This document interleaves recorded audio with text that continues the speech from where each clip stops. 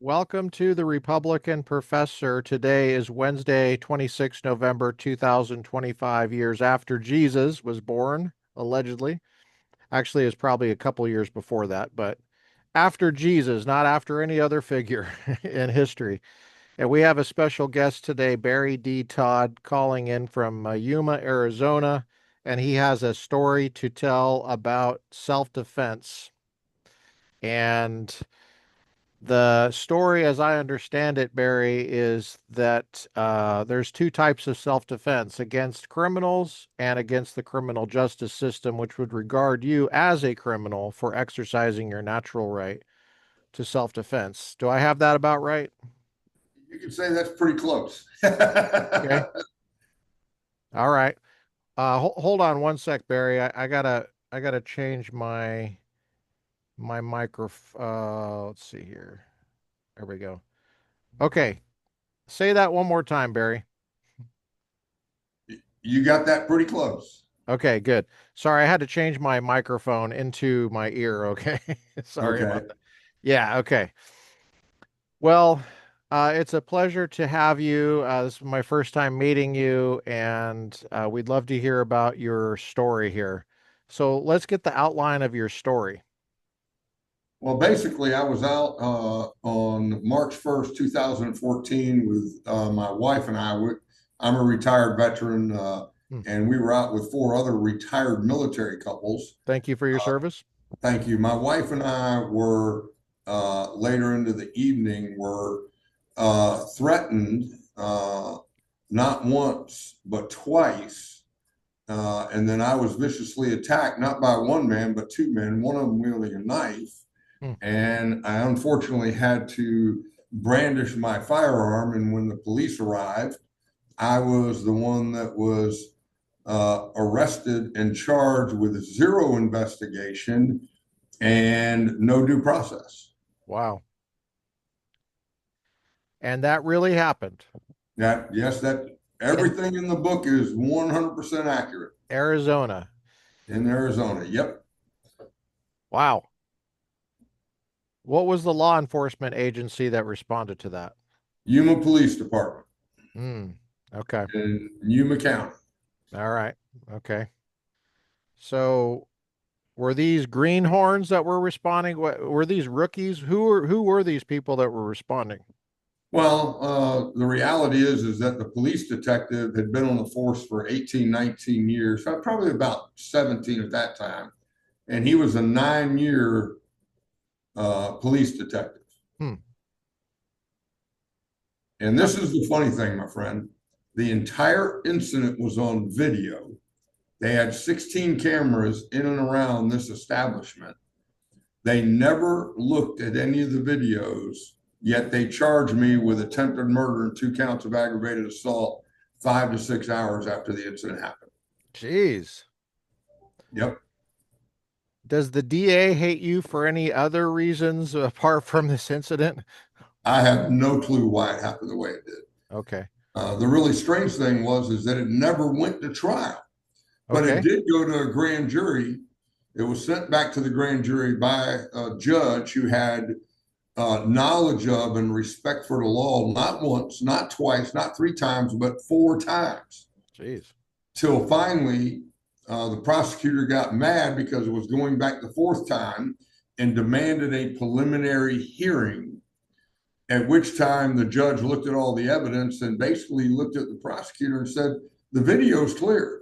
Mr. Todd, follow the law, specifically Arizona Revised Statute 13421, defensive display of a firearm, and there's no probable cause here. Charges are dismissed." Wow. And I'm assuming this is after considerable expense on your part for Oh yeah, retaining counsel. oh yeah. On the personal side, not counting the company that I own, just on the personal side, it cost me right around $380,000. Wow. Yeah, That's insane. it is. It is. So this For lawfare that for everybody's, exercising your not only your natural right, which everybody agrees self-defense is a natural right, But your constitutional right, which is in, I mean, it's spelled out, and you have a statutory right. Yeah, exactly. Jeez, that's Yeah. crazy. And But, you wrote a book about this. Let's get the book out and where people can find the book. all right, they can go to standyourgroundbook.com. Okay. The book is actually called Stand Your Ground, One Man's Self-Defense Nightmare. Okay, hold on. Let me Right? get you hold that up again. I'll get All us right. I'll get a okay, good. Yeah. All right. Stand your And you can ground. see what it looks like there. And it's called Stand Your Ground, One Man's Self-Defense Nightmare. You go to that website. You can go directly to Amazon from there, Barnes and Noble, or directly to our publisher, Dorrance. All the proceeds are going to Defense Resources Foundation.org, that my wife and I and our legal team, as well as some other law enforcement professionals, have established to help other people across the nation that are wrongfully indicted for self-defense.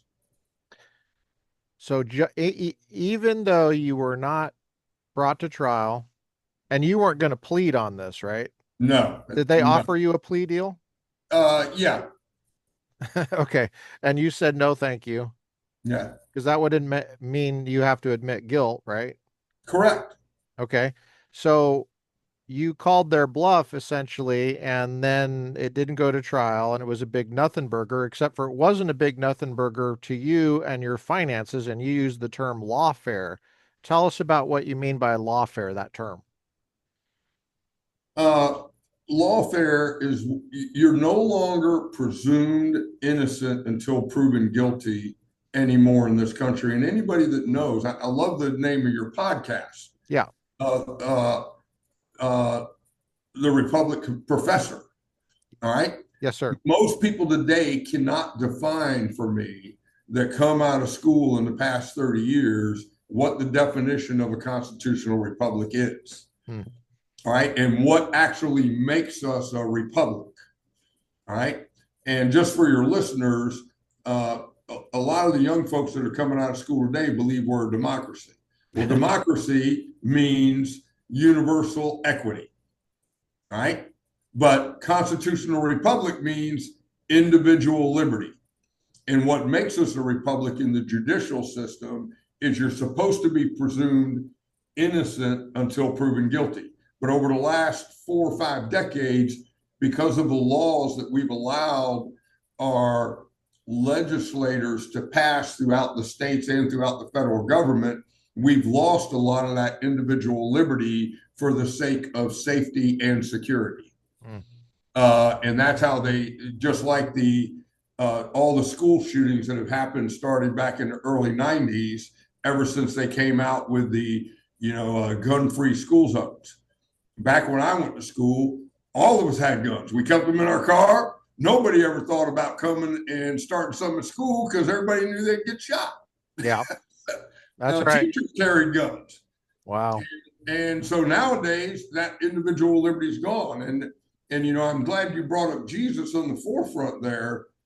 That's a beautiful thing, Lucas, because there's two ways, as Speaker of the House of Representatives in 1848, Wilkinson said on his last speech on the floor. He said, "There's two ways to control man. One is through the point of the Spirit. The other one is through the good book, the Holy Bible." All right, and there is no other way. Because all the other religions want you to kill or enslave your fellow man. And that's the truth. If you've ever read any of them, that's just the way it is. And that's a sad thing, because I've read the Quran. I know what it says. As a matter of fact, I've read it 6 times, and Wow. you can't get around that. Wow. What can we do a little bit of just random questions and just stuff that people might be curious about? I'm trying to predict what people are going to be curious about. Let's get the first one out there. What kind of firearm did you have to use for self-defense on that night or that day? All right, it was a Ruger SP 101 357 snub nose with Okay. hollow points. Okay. And is this in an area, do you think, that's known to be anti-gun? No, It's not. Our state's not even anti-gun. And Oh, that's no, what of course. frustrated me about the entire situation. I even had to educate my own attorneys on the changes in the law that had happened in the previous 5 to 10 years. We had switched from an affirmative defense state to a justification defense state. A lot of people would call it a castle doctrine. Okay. Okay. That's a nickname for it because somebody named it the castle doctrine. Okay. But the real understanding of it is the justification defense versus the affirmative defense. You Okay. live in California, correct? Yeah. All right. Yours is an affirmative defense state. What's the difference? The difference is affirmative defense uh, means that if you claim self-defense as the defendant, you have to prove it was self-defense. Gotcha. Okay. Okay. There's 28 states that have gone to justification defense, which means if you claim it was self-defense, the burden falls to the prosecutor to prove that it wasn't self-defense. You're not even supposed to be arrested at that point. Mm, okay. And They when did have that, to do go you out know? and prove that it wasn't. And you're saying there was a change in Arizona law recently about that It before was this about happened? 10 years prior to that, the Okay. early 2000s. I see. And the prosecutors, the police, uh, even my own attorney, if you when you read the book, was unaware of this change. And so, but everybody that was had a CCW in Arizona was Oh, trained on all these new laws. right. Yeah. Yeah. All right. Uh, the and they have a law for defensive display of a firearm. If you feel Right. threatened that someone is going to do physical bodily harm or deadly physical harm, it Hmm. can be either or. It doesn't have to be deadly physical force. It can just be physical force. If you feel in Arizona that someone is going to use physical force against you, you're allowed to brandish your firearm in one of three ways. Right? And I did it out of the three ways, I did it two of them. The first one was I warned them, be advised, I am armed. Right? You have to warn them that you are armed. Number two, you can brandish the firearm in such a way, such as holding it down by your side, that shows you're holding it for defensive purposes only, which is exactly what I did. And then the third way is if you're a woman and you're carrying a purse and you have it in your purse, you can place your hand on your purse or inside your purse to grab that weapon in case you need it. Wow.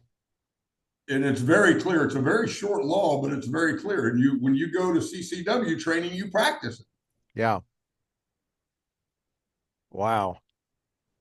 So, and I'm sure it's a reasonable person standard, right? It's if it's not just any crazy person would feel this way because they're hallucinating, but it's a normal everyday person would Yeah, assume under those conditions that this is a threatening situation. yeah.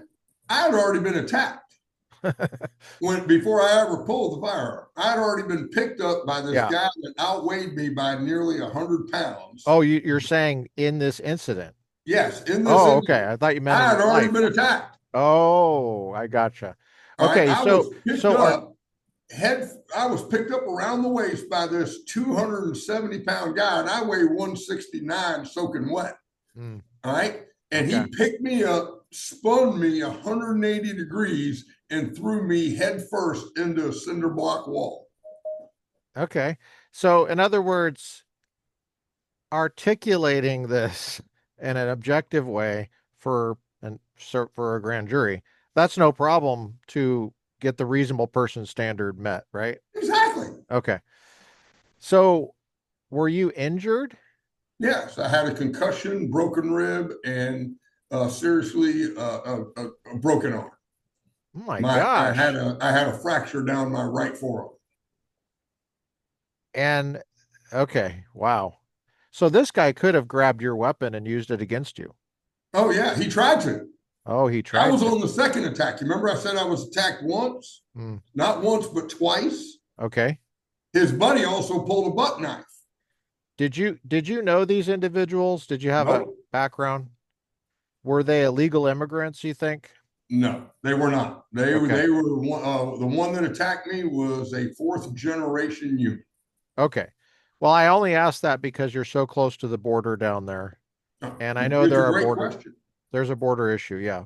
I have had to warn people that were trying to break into my car, six illegals, six or seven of them, about on Christmas time, around Christmas time of 2023, when I came out of a store. They were trying to shimmy into my car, Uh, and I came out and I put my hand on my firearm, and they ran like little chickens. yeah. I'm sorry to hear that. I'm sure. Uh, were you intoxicated or were they intoxicated? Was there alcohol involved or Yeah, there was drugs? alcohol involved. I had about five 12-ounce beers over about 6 hours. Okay. But they took my blood level and it was 0.08. Mm, But in Arizona, there's no law against having a gun and drinking. gotcha. All right. Again, they're expecting you as an adult to be reasonable. Hmm. If you get intoxicated, that's on you. Gotcha. Now, he was intoxicated beyond comprehension. He says in his statement that he couldn't remember anything after he was playing darts. Well, according to the videos, that was 45 minutes before he attacked me. Mm, So we believe that he had. You ever seen somebody that drank so much that they're still functioning physically, but they're blacked out and they don't yeah. remember anything? We Oh, believe that's what happened to him. oh, geez. Okay. And and he also had a history, as we found out afterwards, after that night, of bullying people. He had at least a dozen encounters with law enforcement over and people in the community over the past 10 years of bullying people, starting fights over the size of catfish from Arizona to Georgia. Stupid stuff. Yeah. And for everybody, Yuma is an extremely rural area. Wouldn't you say Yeah. that's fair to say? Oh, You're yes. talking not just rural, extreme rural. I mean, most of Arizona is. Actually, most of California is very rural. Mm. Most of the United States is rural. But this is so. Is there anything in this situation that you regret or that you wish you had done differently? Maybe not, Yes. maybe regret is too strong, but how would you put it?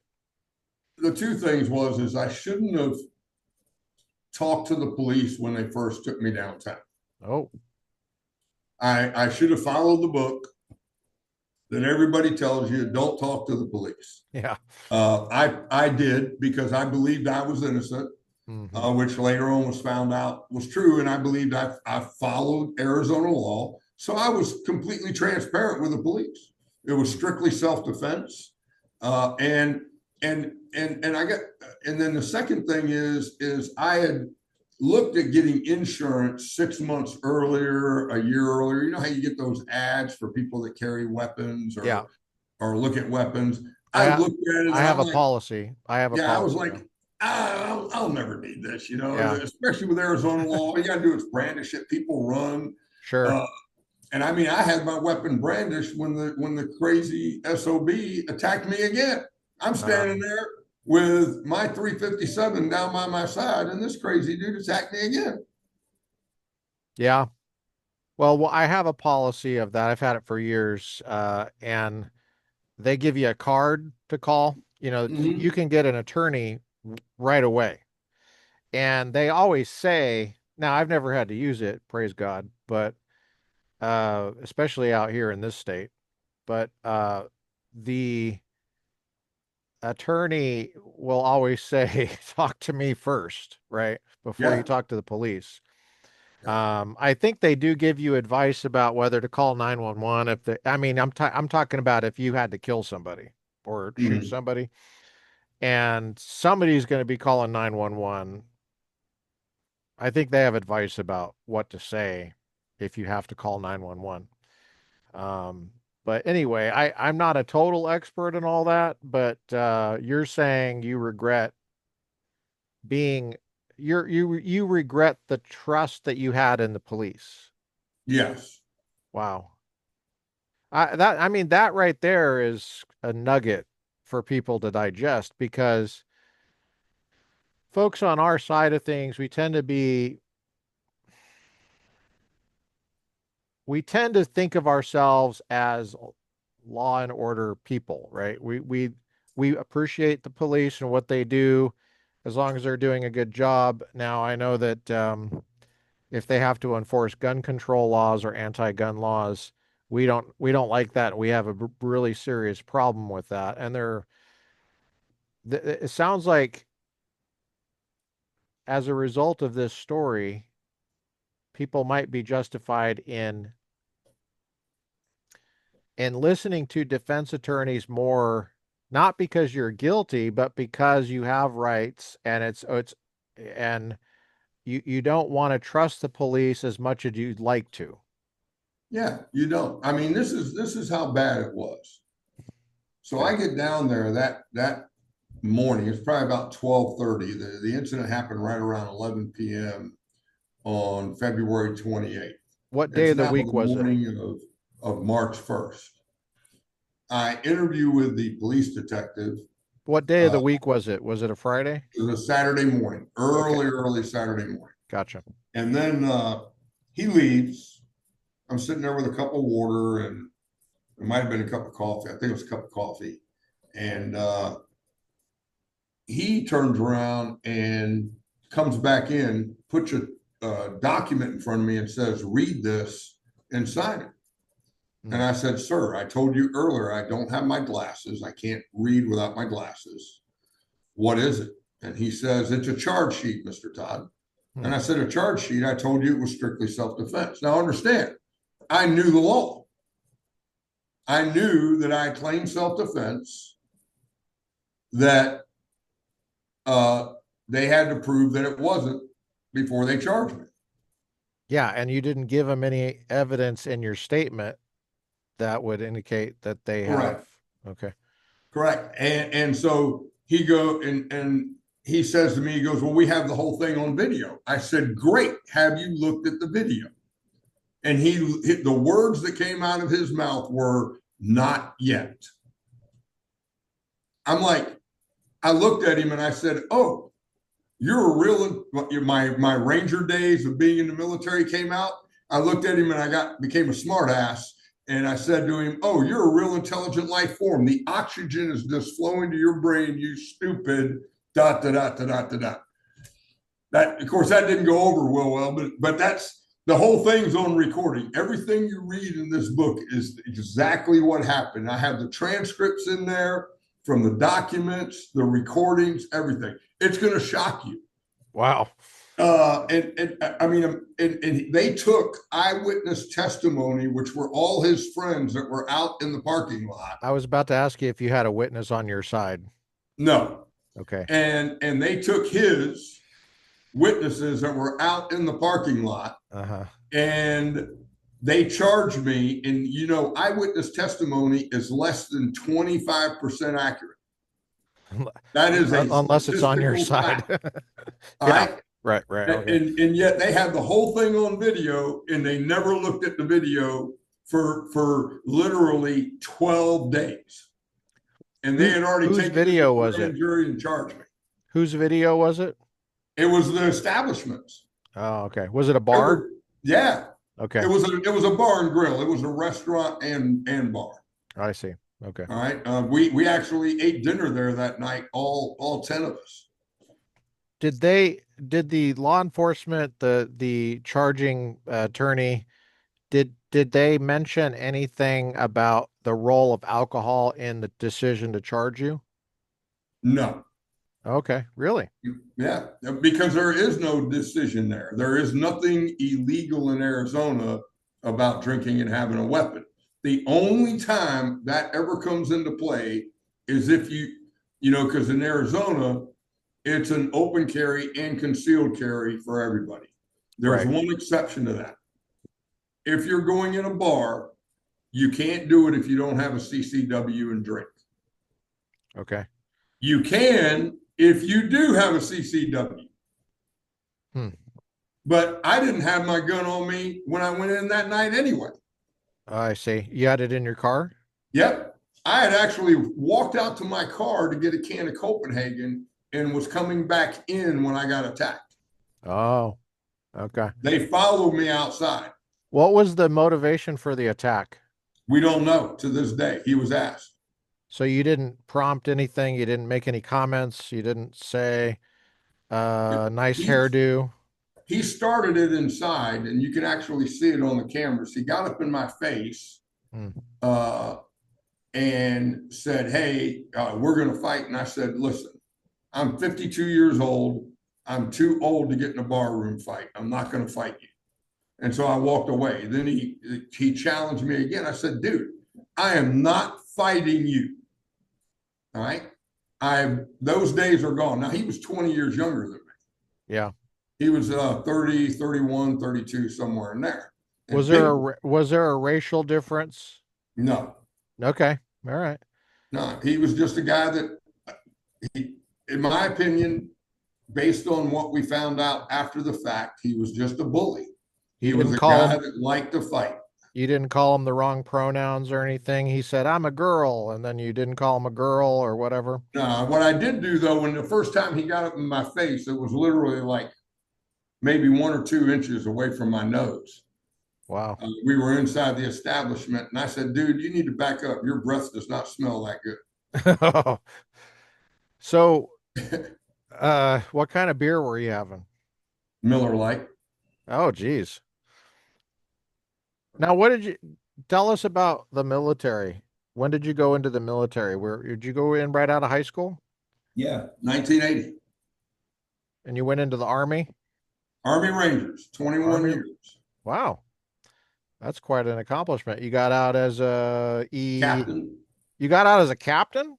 Dang. I was a Mustang. Okay. Tell us what a Mustang is.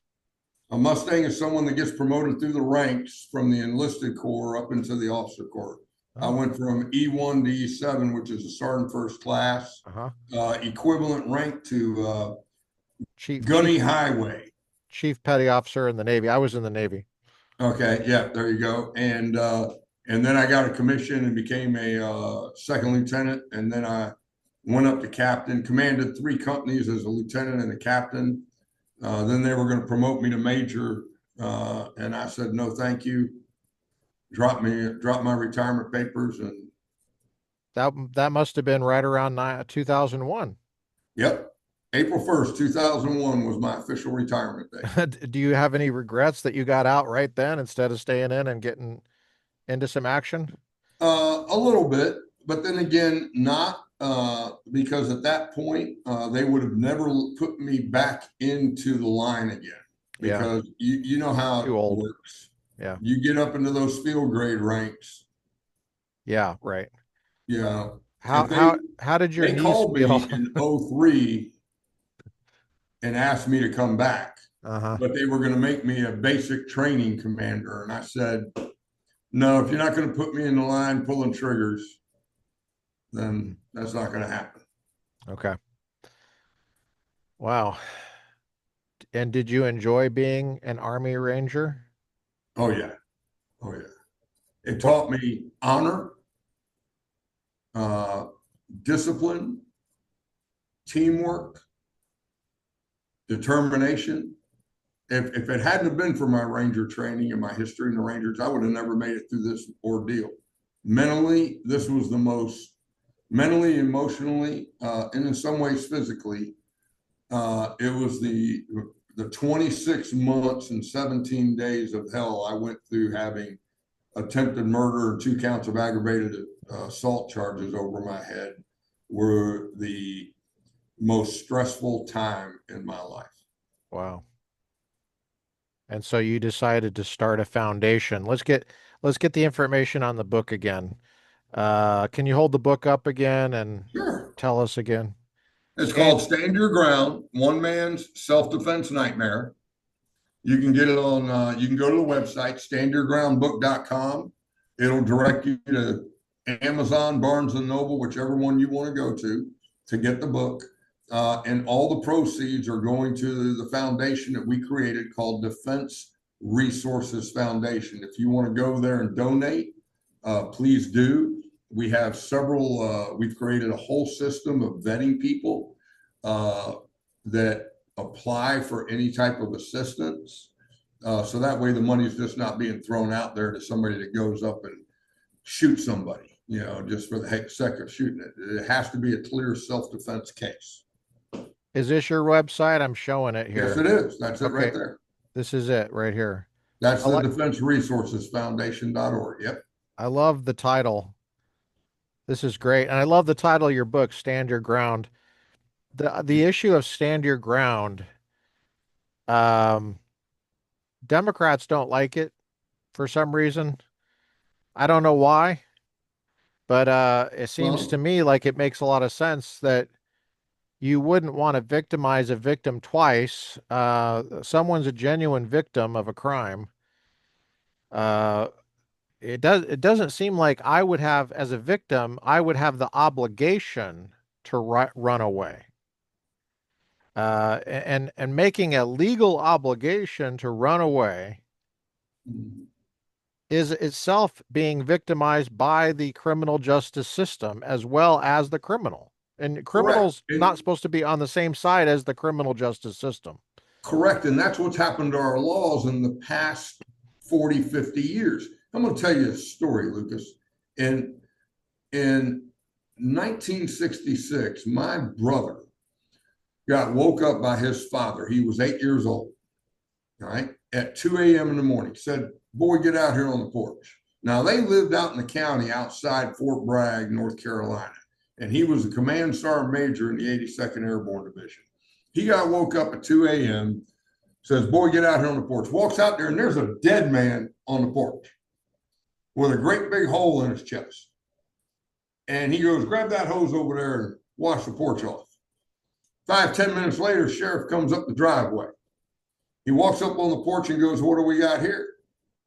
And Ralph Sr., Ralph's dad, says, ask him, and pointed to the dead man. He goes, I can't. He's dead. He goes, exactly. So what I'm going to tell you is exactly what happened. Don't try to add anything to it and make it that a crime was committed that wasn't committed. He was breaking into my house. I have my 7 children and my wife in here, and I put 2 bullets in his chest. Any questions? And it never went to trial. Nowadays, because he was shot on the porch and he didn't make it all the way into the window and you didn't retreat to the back corner, you as a man, you're being forced to reduce your masculinity to protect your family in order to meet these stupid freaking laws they have on the books. Yeah, that's a bunch of bull crap right there. Exactly. And Well, California is one of the worst. oh yeah, yeah. We got it bad out here. I am doing the best I can to just try to turn the tide a little bit here. I think this is helping. I think episodes like this definitely help on our Republican Professor podcast because you got real world experience. Your service in the Army, we obviously salute you. I was enlisted, so I guess I have to salute you. uh, so tell us what a ranger is. What does a ranger do, and what were your duty stations?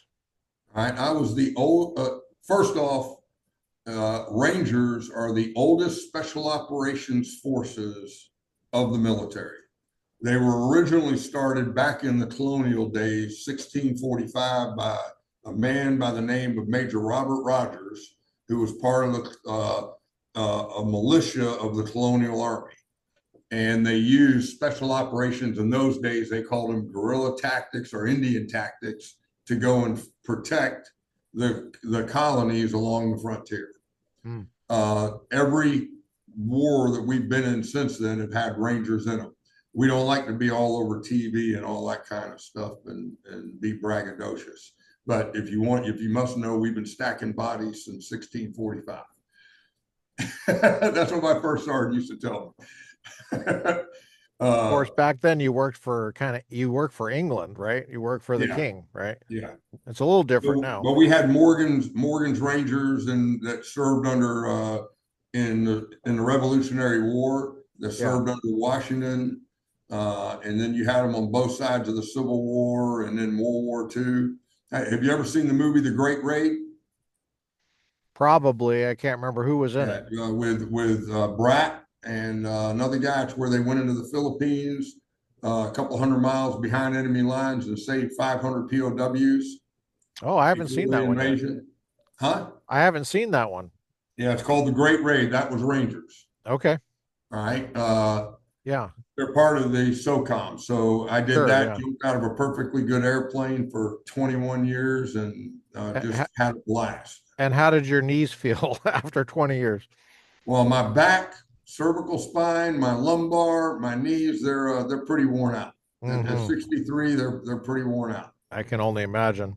Yeah, Well, but so that's what are okay. the duty stations? You go to boot camp. Where's boot camp at? Well, for my MOS, which initially was infantry, I went to Fort Benning, Georgia. Did basic advanced infantry training, then straight into airborne school, then right over to my Ranger company, Bravo Company Rangers separate, which was there on Where's Fort airborne Benning. school? Huh? Where's airborne school? Take us through the Fort 20 years. Benning, Okay. Fort Benning. Gotcha. Okay. Yeah. Everything was right there at Fort Benning. And then my first assignment was Bravo Company Rangers separate. It was a separate Ranger company on Fort Benning. Mm. And then that unit, because they were standing up the Ranger battalions, that was one of the last company Ranger units that was deactivated in January of 82. So they sent me over to the Ranger school. And I was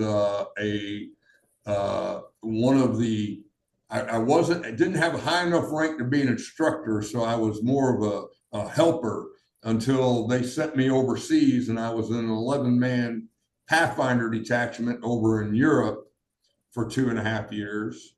Then I came back to the United States because my mother had terminal cancer and got a compassionate reassignment. And the closest infantry airborne uh, Ranger was the 82nd. So they put me in a Pathfinder unit at the 82nd. And then when my mom passed away, I got selected by Department of the Army to stand up a new division that they had at that time called the 10th Mountain Division. And so they sent me back to Benning where they were standing that division up. Once it got stood up, then I was selected to be a Ranger instructor. And then I was a Ranger instructor in 4th Ranger Training Battalion, 7th Ranger Training Battalion. Then I got a commission after the invasion of Panama. And then I in, went to Korea where I served for 19 months, 4 months as an air assault platoon leader, another 15 months as the XO, OPSO, and then commander of their LURS unit. Now, have you ever heard of a LURP unit? Yeah. Long Well, range. yeah, long range. Okay, that's Right. Ranger 2. That's a Ranger unit. All right. And so Gotcha. I served in that unit for 15 months. Then I got sent back to the United States uh, and had to do a year of mech time, mechanized infantry. Because when you're an officer, they want you to be well rounded, all this Okay. mech and airborne and all that. I did a year of mechanized time, about 13 months. Then they, Is then I that got, tanks? Is that tanks or what is it it? was Bradleys for infantry, Okay. Bradley fighting vehicles. Hmm. Uh, then I went to the 101st, where I commanded an air assault company. Then I commanded their LURP unit at the 101st, and then I retired after that. Wow. What was your favorite of all of those duty stations and all those duties that you had? Oh my gosh, Uh, there's so many of them. I mean, for training wise, I would have to say Korea because that was a real world action, doing maneuvers and actually carrying live ammunition, doing combat missions in the DMZ. See, most people don't realize we're still at war with Korea. Hmm. we've never signed a peace agreement. There's only a ceasefire, but there's no ceasefire in the DMZ. And we lived in the demilitarized zone for 19 months. And so actually uh, doing those missions, and the whole country is a training area. So, it was really a good time. But then, I mean, I had such a good time. I mean, the people and all that. I went ahead and retired for multiple reasons. One of them was I saw where the military was going. It was becoming it was even leaning more political at that point. Yeah. They were more concerned about making people feel good Yeah. than they were about. Don't ask, don't tell. That started right when I got in. I got in at night. I enlisted in 93. Yep. So I served during Clinton. No, sorry, I enlisted in 92 under Bush. They asked me if I was homosexual, and I was one of the last people they asked that. And then Clinton won, and then I was still in high school. I had to get my parents' permission to enlist. So, So you're young. well, I did go in right out of high school, and I went in not because I couldn't get into college, but because I really believed in it, and I was a true believer, what you call a true believer, Well, and so two of my three kids have served. One is still serving. hmm, My, Army. yep, my son was a grunt just like I was. Huh. He was permanently disabled in '09 and retired in 2011. Um, He served two tours in Iraq. Uh, and then my daughter, my youngest daughter, my baby girl, Chelsea, she's still serving. wow. And Did you go into Panama? You mentioned Panama. no, it was not on the invasion. Okay, But gotcha. that's how I remember the time frame of incidents that happened. Yeah. One of my best friends and my best friend in graduate school was an Army uh, guy. He went in to get Noriega, and he sadly his name is John Boswell. He took his own life a couple years He ago. was a Ranger, wasn't he? He was yeah, he was Delta. Yeah, I think I He know he was in or knew him. Mogadishu, Yeah, I knew him. Silver Yeah, Star. yeah, I knew him. He didn't get the Silver Star until Trump upgraded it. It was a Bronze Star V, but a Purple Heart, and yeah, this guy, he got out. Actually, he got out right at when you did. He got out in 2001, and he told me he wanted to get back in there. But anyway, he went into graduate school, and I knew him getting my PhD. We did our PhDs together, and so we were always hanging out, and um, yeah, I can't believe he took his own life. So you say you knew him? Mhm. I did. Yeah. Well, I did. Ranger community is extremely small. Most people don't realize that. The Ranger School actually, the first official school for Ranger School, uh, started in 1950. hmm, And in 2023, they finally passed 100,000 graduates. wow. So you think about that. Yeah, that's pretty small. 73, yeah. There's less I than get it. Yeah. 3,000 a year that Yeah. graduate from the school. Sometimes it's less than 2,000. And it's a very, very small community. And you think about it, probably 50, 60% of those ones that have gone through have already passed. Yeah, I Yeah. bet. Yeah. Now John served in East Germany back when it was communist. Oh Sorry, yeah. sorry. I'm sorry, sorry. West Germany. Let me get my my map I right. know I knew what you meant. Yeah, yeah. And you mentioned you went to Europe. Yeah, Where were I you? was all through there. Okay. Fulda Gap, Berlin. So you saw the Iron Curtain yourself. Oh, I saw all of it. Yep. Man, that's awesome. Uh, I lived I in that. I know what you mean by a small community because I was in a small community in the Navy. I did special operations and intelligence.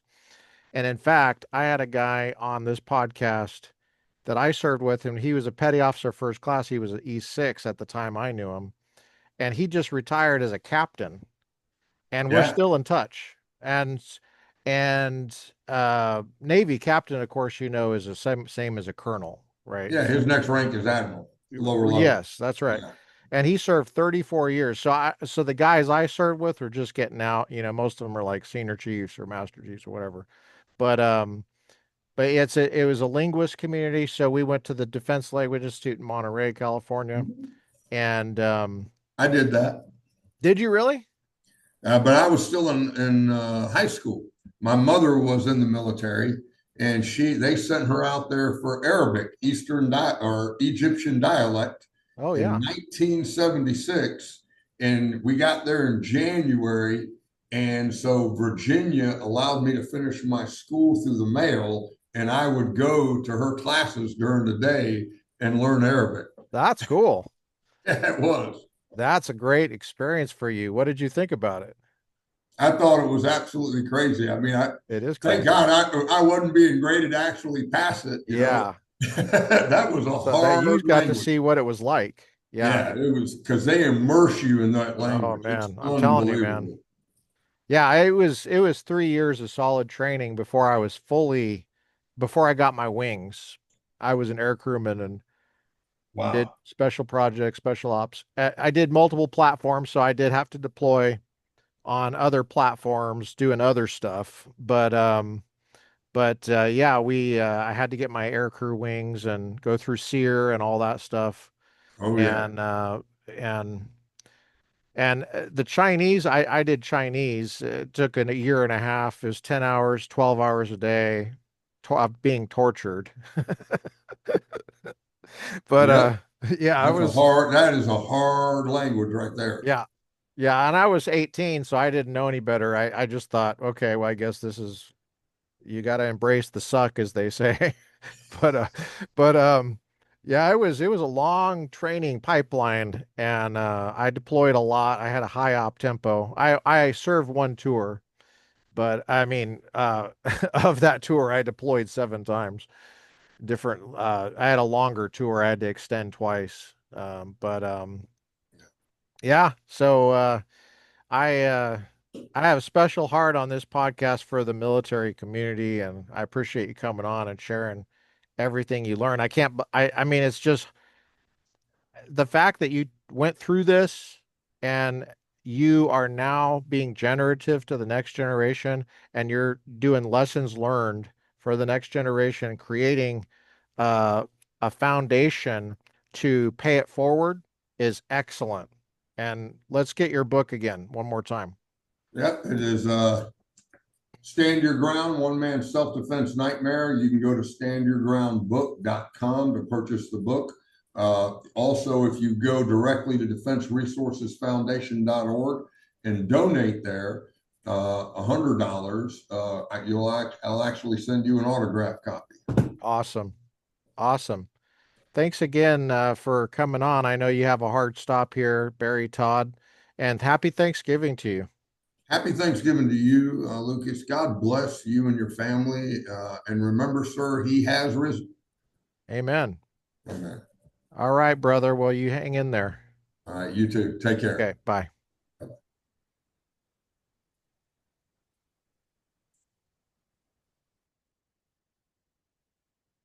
Well, that was Barry Todd with Defense Resources Foundation. And here's the website again, pulling it up. It is defenseresourcesfoundation.org. You can contact Defense Resources Foundation.org on the website with their contact button, and they have a contact form. You can message them. They're selling the book, obviously. And I think that this special Second Amendment episode is near and dear to my heart. One, because it has a military veteran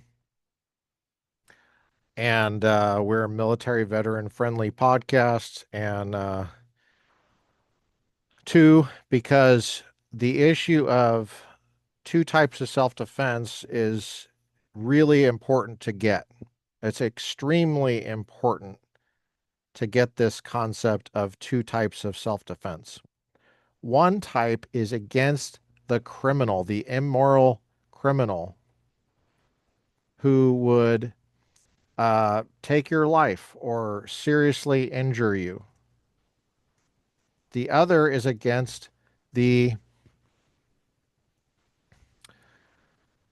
the other is against the criminal justice system, which would regard you as a criminal for defending yourself. Let me pull up an article I wrote for Orange County gun owners back when I was a board member. And all you do is search two types of self-defense, Mather, and it will come up on Gun Owners Radio. You see this? Gun Owners Radio, April 9th, 2020. Click on that, and it says Michael Schwartz, but that's just because he's the one that posted it. Here's my name right there by Lucas J. Mather. Okay. And let me just read this out. And this is on Gun Owners Radio. They published it. There are two types of self-defense in the present crisis. This is what I say in two types of self-defense. It was originally published on the Orange County Gun Owners blog and the San Diego County Owners blog. April 9th, 2020. This is during the lockdowns. There are two types of self-defense in the present crisis. That's because there are two types of threats to your well-being, I say. The first kind of threat is criminal in the old-fashioned sense. I don't mean the new kind of criminals that are invented by bureaucrats and politicians who create laws that criminalize previously and truly morally innocent conduct. I mean bad people who are physically dangerous. So the first kind of self-defense, first, the most obvious, perhaps, is self-defense against the evil person who would wish to do you, your family, your friends, physical harm by causing serious injury or death. The second type of self-defense is against the state, against the social and legal and political community who would, in the name of and under the guise of law, deprive you of your right to the first kind of self-defense. And the Second Amendment community is well versed in training for the first type of self-defense. Many take martial arts and train with weapons for use in self-defense. A lot of good that training does if, unbeknownst to you, the legal and political community in which you reside blames you for exercising your right to the first kind of self-defense. Such blame can be just as evil and immoral and harmful to your well-being and your families, your friends, as the threat in the first type of self-defense. Sorry for there's a spelling mistake there. The second kind of threat you need self-defense training against is against the bureaucrat or politician and the forces that elected them and upon which they rest secure, against the arguments they rely on for moral support and their insistence that you do not need the first kind of self-defense and which regards you as a bad person for innocent conduct. Self-defense is paradigmatically innocent conduct. It should not be criminalized. But our community has neglected to understand the need for training in the second type of self-defense. It may be an occupational hazard of mine as a logic and argumentation professor for the last 15 years in California, who has been in the Second Amendment community since birth, who served in the military, that I see this lacuna of ours most clearly. Argumentation is a skill that requires training. It is a mental, intellectual, rhetorical, martial art that has the power to unmask the pretensions of immoral positions clothed in moral superiority. Facility with it can unbalance the ground upon which the second threat seeks to make its legal, political, and social stand against you and your family's safety. Our reason for existence, raison d'etre, as the French phrase goes, is activism in countering the second type of threat.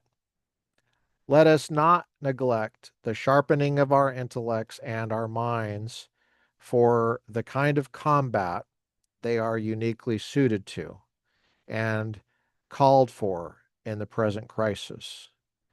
Let us train in that skill set as diligently as we need to train in the first kind of self-defense. Our precious freedoms depends upon it. Okay. All right. There we go. It's posted by Michael Schwartz, but he didn't write it. As it says right here, by Lucas J. Mather. Two types of self-defense. It's on Gun Owners Radio. That's just what came up.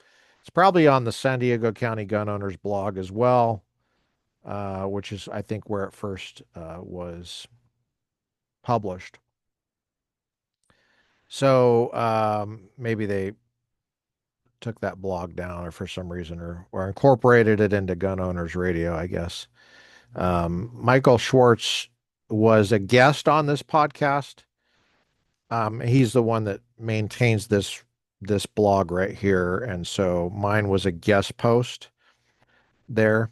Um, but he was a guest on this podcast. He was actually one of the first ones that came on early in 2022, and Wendy Hoffman, who was the second in command over there at San Diego County Gun Owners at the time, she came on right after.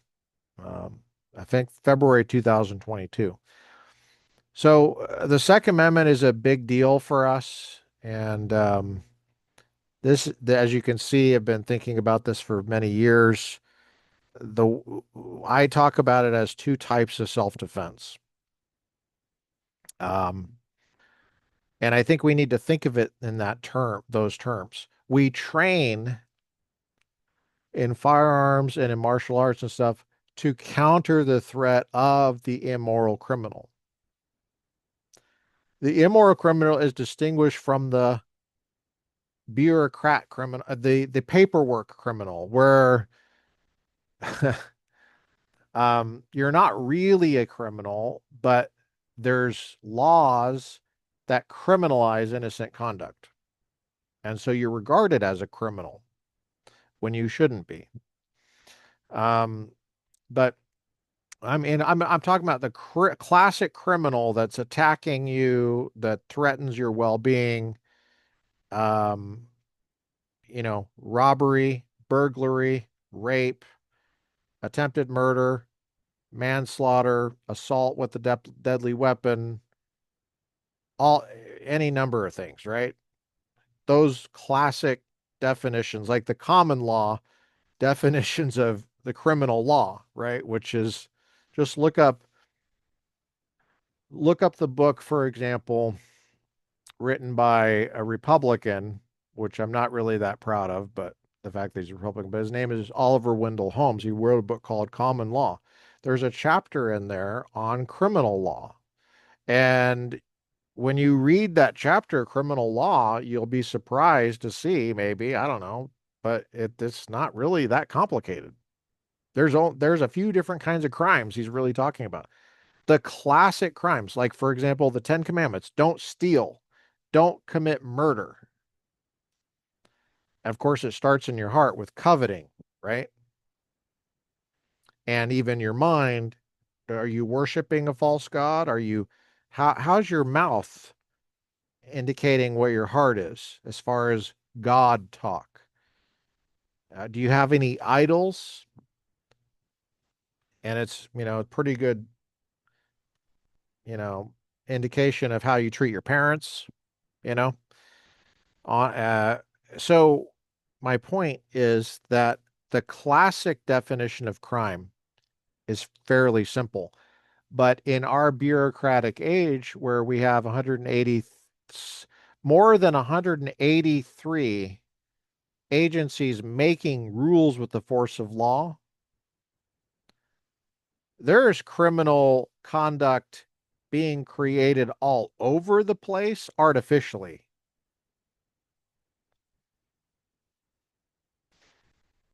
A lot of it is against the right to self-defense.